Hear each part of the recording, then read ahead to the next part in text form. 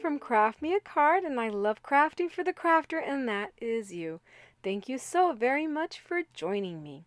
Okay, so this is my first postcard share for you guys, and I am just showing you here how I took off all the glue that these postcards had.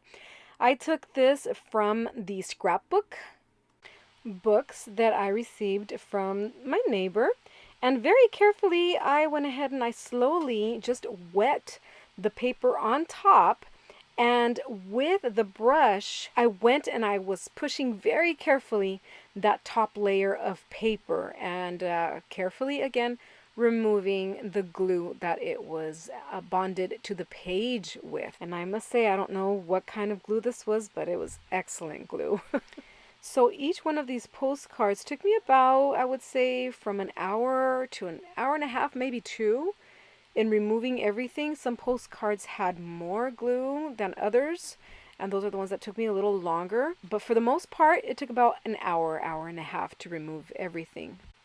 So these are the first ones that I have worked on, and the one we're going to be working on today is this one that is very appropriate for the month of March, and this just says best wishes, and it has all these green 4-leaf clovers on them.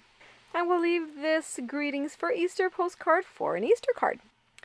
Okay, so the first thing I did was take a picture of the actual postcard, and I transferred it over to a Word document, and I sized it for it to be exactly the same size as the original postcard. I was able to match the colors to where I was content with the similarity. I dedicated an envelope to it, and I am naming this postcard D1. If you are interested in me emailing you this Word document with this image, please go ahead and email me at craftmeacard@gmail.com. In the subject line, please include D1. And I will know to reply to you and send you over this Word document with these images.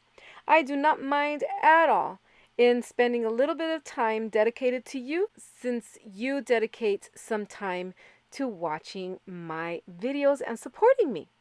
Again, you must be a visible YouTube subscriber to my channel. And don't worry about including anything in the body of the email.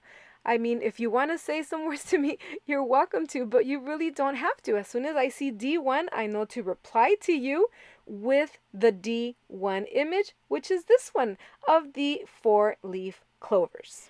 So after printing it out, I just cut it out, and with this distressor tool, I went ahead and distressed the edges. You could do this with a crafter's knife as well. You could do this with some scissors or with your nails. I prefer this tool. I mean, it's made for that, and I just think it's a little more comfortable. But believe me, scissors or the crafter's knife works just as well to create this grungy look.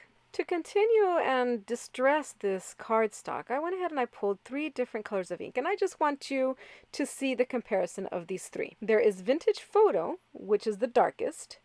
There is Antique Linen, which is more on the yellowy side, lighter. And there's Tea Dye, which is more on the orange, redder tone. Any of these colors is great for distressing. I decided to use Antique Linen on this image only because the image is more on the yellow side, and so is Antique Linen, but it just has a little more brown into it, so I thought it was the best fit for this image. I took my mini applicator tool and just dabbed on the color around the edges of the cardstock. Okay, now bringing in my card base. This is a 6.5 by 5 inch card. I bring in some green colored cardstock. I want this to be my first layer. So just by grabbing a crafter's knife, I go around it and I cut it exactly to its size. From the inside piece of this green layer, I am going to cut out the inside of it. That will not be seen. And I'm going to be using this as a mat for my postcard. Using some liquid glue, I go ahead and I glue this frame on the card base. Okay, I'm going to recycle some of this paper that comes crumpled in a box of maybe an order that you placed. Mine was from Amazon. They put it around the item that I ordered, and I keep looking at it and thinking to myself, you know what, this paper is great paper to give a project a vintage look. So I just crumpled a piece of it, and I'm going to paste it on a piece of cardstock that is 1/4 of an inch smaller than my card base. You don't have to crumple it a lot, just a little bit, and with some liquid glue, this sticks wonderfully onto this piece of cardstock. To cut the edges, I grab a crafter's knife. You can also use some scissors for it, and just cut the excess paper. There are different ways to distress the edges of a piece, and in this case I decided to grab the Vintage Photo Distress ink, and just using again the applicator, I go around the edges. I also rub a little bit of this ink in the body of it, just to help these creases stand out a little bit more. Okay, I feel this card needs a little bit of white, so I just bring in some white lace. It's a little creamier now, not so much white. But I bring in the hot glue gun and I adhere the ends of it to the back of this layer. Be careful not to burn your fingers now. Oh yes, it could be quite painful. You see me coming in here with an eraser because I didn't want to burn myself. And that helped me push the piece down. Okay, now moving on to the postcard image. I grab some liquid glue again, and I mount it on the green mat that we created with the inside piece of the first green layer. Again, using the distresser tool, I go around the edges of this green cardstock, and I distress the edges. Alright, this piece is now ready to be glued onto the top of the first layer. I glued this on using again the hot glue gun only because I wanted it to have a little bit of dimension. I wanted it to stick up a little bit off of this piece. And using the glue gun, because it's silicone, it helped create that little bit of dimension. Now this piece is ready to be glued onto the card base. To embellish the card, I went to my Cricut because I didn't have a metal die of a shamrock, and I found a 4-leaf clover. I cut it in 3 different sizes using 3 different colors of cardstock. One of them was this green foil. I reached for a green ribbon and cutting out some strips about 2 inches, 2.5 inches in length. I go ahead and I cut about 5 of them, and coming in again with the hot glue gun, this time I remembered to bring out my rubbery finger that helps protect my fingers against the heat, and I also bring this heat resistant pad. I bring in the pieces of ribbon. I add a dab of that silicone glue from the hot glue gun. I fold the ribbon over, pressing on the tip, and these are going to be loops. These loops are going to be placed on 2 opposite corners of the card, and they're going to be tucked under the shamrocks that I cut out on the Cricut. And this is just going to give the card a whole new look. It's going to give it dimension, layers, a different texture, and it's just going to make the card look so much prettier. I do go ahead and I ink around the shamrocks that I cut on the Cricut and using some vintage photo. On the larger shamrocks, I do add a little bit of foam-like. This is like a sponge that, again, came in some packaging, and it reminds me of the foam that is used kind of like on a sponge dauber. I'm sure you have seen this kind of foam. It's found everywhere. And I cut it in little squares, and I apply some adhesive, some hot glue on it, and then I place the larger shamrocks on it. So if there are any product creators out there, I think this is an excellent idea. I mean, it helps give volume to whatever you're doing.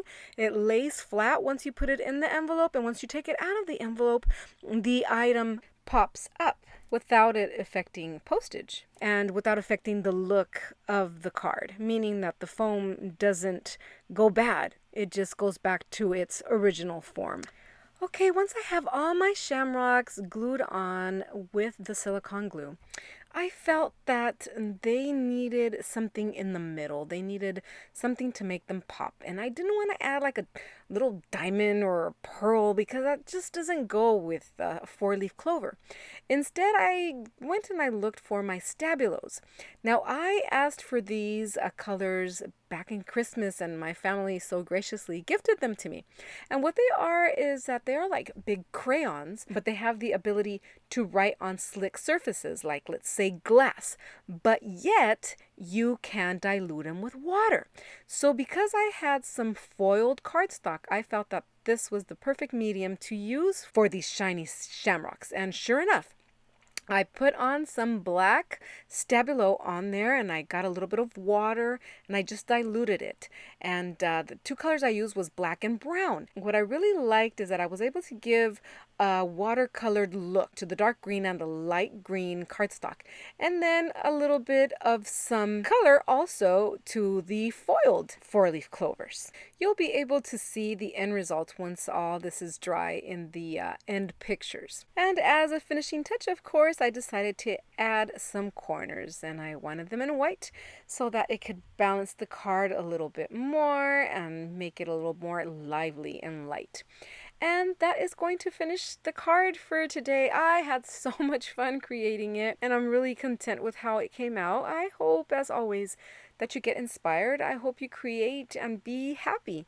As always, please, if you haven't subscribed, I invite you to do so. Hit the notification bell, like, and comment.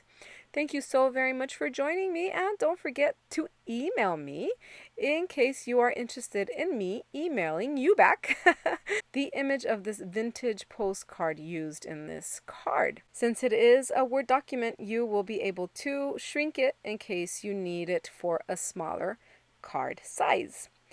Thank you so much once again for joining me, and I will see you next time. Bye-bye.